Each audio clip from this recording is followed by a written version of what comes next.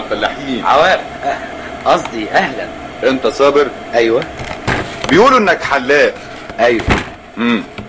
تلميذ في الطب وحلاق؟ ايوه. شيء بارد يا اخي. اسمع ما اقول لك.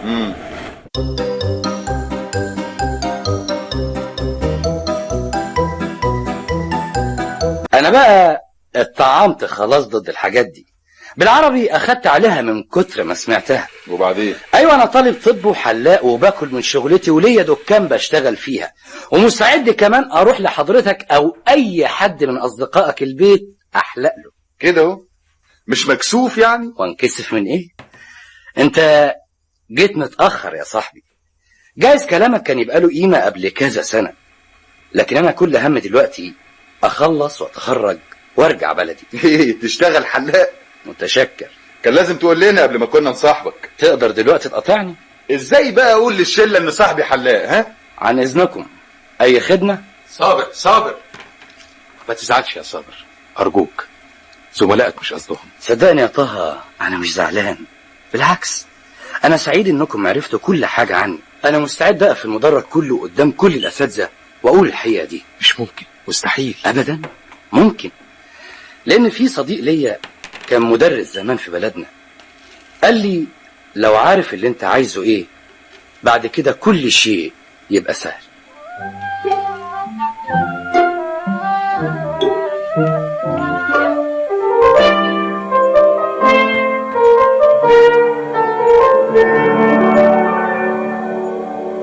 مبروك مبروك يا صابر، ألف بتتكلمي مبروك جد؟ وبدرجة جيد جدا. مش معقول. صدقني الكلية كلها بتتكلم عنك. يا سلام، فينك يا استاذ فتحي؟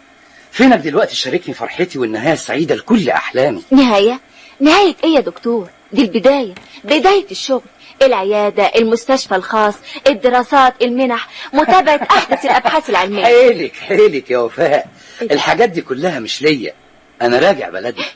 بلدكم؟ ايوه، راجع الكفر عشان اشتغل هناك دكتور. والمنحة والدراسة والعيادة الخصوصية كل ده ببلدنا.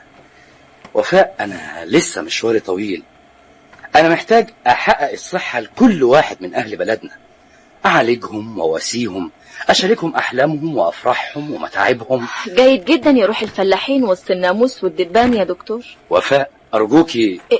انت زعلت؟ طبعا، انا ما احبش حد يتكلم عن بلدنا كده، عن اذنك.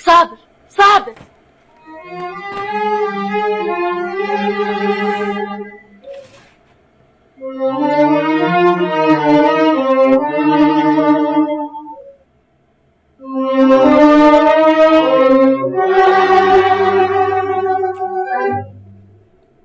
جوز بنتك القديم بقى دكتور الصحة والوحدة المجمعة.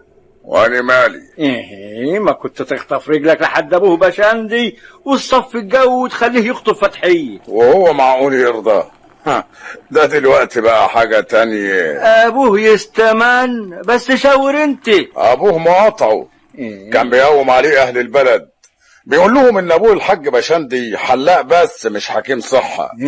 وابوه عمل ايه؟ ومتنكد وواقع معاهم. ما كان سافر مصر احسن. بالعكس، ده عمل عيادة مجانا لأهل البلد وبقى يروح لهم البيوت بنفسه. يا ابو الحاج شرقاوي، يا شيخ البلد الحاجني. ايه العبارة يا نفيسة؟ ابني بينزف دم. ايوه، بشندي كان بيعالجه وطهر اليومين دول، والجرح بقاله 3 ليالي مش راضي يسكت، والراجل وشه ازرق وابيض واصفر وخايف يموت. الولد صفي خالص ومش عارفه اعمل ايه. يبقى مفيش غيره. مين؟ حكيم الصحة. صابر؟ ايوه، هو اللي يروح يعالجه. قوموا بينا نروح له.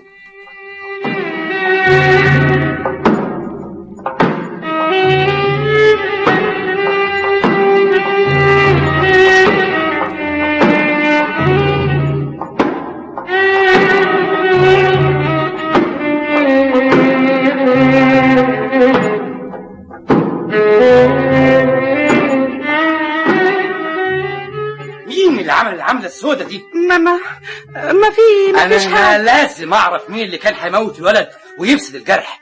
دي جريمة. اتكلموا. ما نعرفش. اسمعوا، هي كلمة. أنا لازم أبلغ النيابة حالا بالحادثة دي.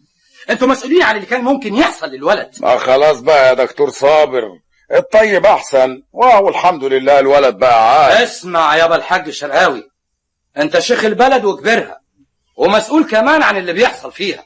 يا ابني واللي حصل ده يابا جريمة. الستار موجود. كان ممكن الجرح يتوسخ ويعمل تسمم، كان ممكن ولد من ولادنا يروح بسبب الإهمال، وإن في واحد عامل نفسه دكتور وهي مش شغلته.